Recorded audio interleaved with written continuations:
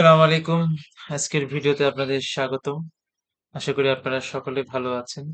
ইতিমধ্যে আমি আমার চ্যানেলে বিভিন্ন ব্যাংকের পার্সোনাল লোন, হোম লোন এবং কার লোন সম্পর্কে আলোচনা করেছি। আমার লাস্ট ভিডিওতে আপনারা সিটি ব্যাংকের পার্সোনাল লোন সম্পর্কে ভিডিও পাবেন। আশা করি আপনারা ভিডিওটি দেখেছেন। যারা এখনো দেখেননি, সেই ভিডিওটি দেখে নিবেন। তো আজকের ভিডিওতে আমরা সিটি ব্যাংকের হোম লোন সম্পর্কে জানবো। আজকের ভিডিও অত্যন্ত গুরুত্বপূর্ণ। কাজে ভিডিওটি না টেনে পুরো ভিডিওটি দেখবেন এবং আমার চ্যানেলটি যদি সাবস্ক্রাইব করে না থাকেন, অবশ্যই চ্যানেলটি সাবস্ক্রাইব করে রাখবেন। কথা না বাড়িয়ে শুরু করা যাক আজকের ভিডিওটি।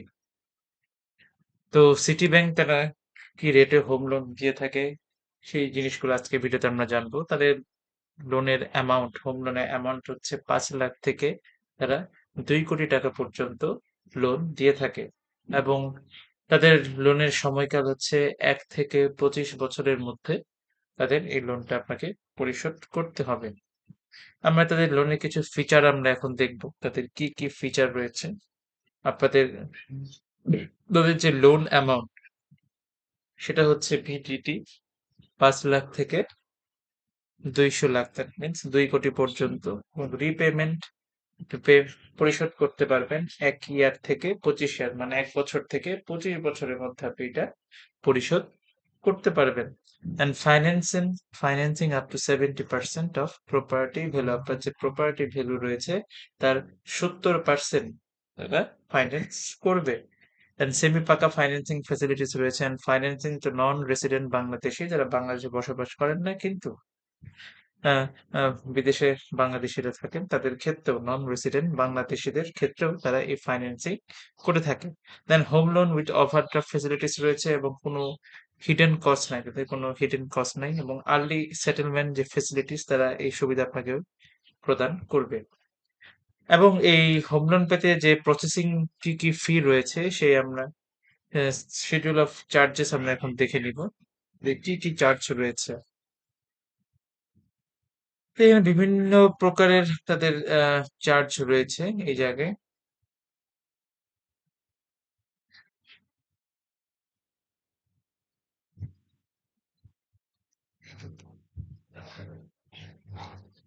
যে বিভিন্ন অ্যাকাউন্ট রয়েছে, সেই অ্যাকাউন্টে তাদের বিভিন্ন প্রকার চার্জ রয়েছে। তাদের কোনটার ক্ষেত্রে তারা কি চার্জ কাটবে, যেমন এখানে আমরা দেখতে পাচ্ছি যে পার্সোনাল লোনের ক্ষেত্রে দেন রয়েছে অটো লোন রয়েছে, এর একটা সার্ভিস অটো লোন, হ্যাঁ, পার্সিয়াল সিকিউরড লোন, এবং এই যে আমরা হোম লোন পেয়ে গেলাম। হোম লোনের ক্ষেত্রে তাদের প্রসেসিং ফি হচ্ছে আপ টু ৫০ লাখ টাকার পর্যন্ত তাদের ০.৫%, হ্যাঁ, তাদের ০.৫% একটা চার্জ কাটবে লোন প্রসেসিং ফির জন্য এবং নট এক্সিডিং টাকা ১৫,০০০। ১৫,০০০ টাকার বেশি কি এই ফিটা হবে না।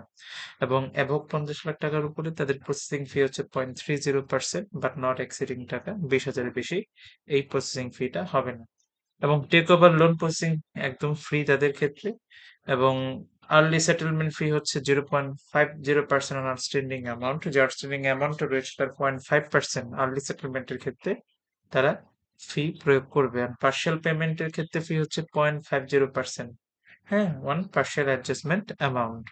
এবং একটা পেনাল্টি চার্জ রয়েছে 1.5% অন ওভার ডিউ অ্যামাউন্ট, যে আপনার টাকা ডিউ অ্যামাউন্ট, যে টাকাটা আপনার রয়ে যাবে তার 1.5% আপনাকে পেনাল্টি চার্জ তারা করবে।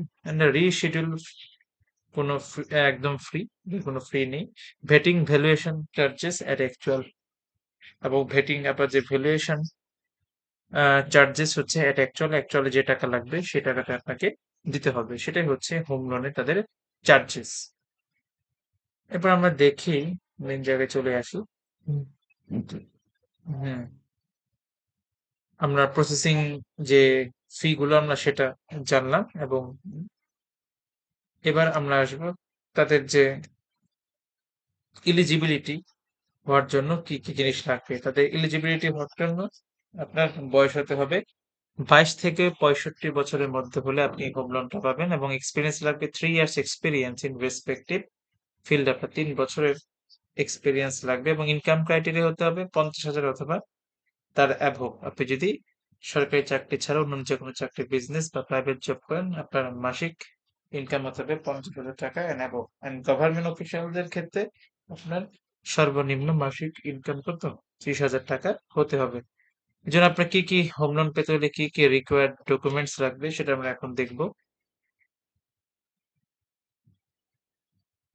যা, যা ডকুমেন্টস লাগবে সেটা হচ্ছে photocopy of NID or smart card যে ফটোকপি লাগবে এবং ৩ কপি পাসপোর্ট সাইজের ল্যাব প্রিন্ট ফটোগ্রাফি লাগবে এবং বিজনেস কার্ড অথবা অফিসের যে এনআইডি অফিসের যে আইডি কপি আছে সেটা আপনাকে দিতে হবে এবং লেটেস্ট ই-টিন সার্টিফিকেট যে আপনার টিন সার্টিফিকেট রয়েছে সেটা দিবেন। আপনার ইউটিলিটির যে বিল আপনি দিচ্ছেন গ্যাস অথবা কারেন্ট বিল সেটার কপি দিবেন। Recent 2 passport size lab print photograph আপনি ছবি দিবেন।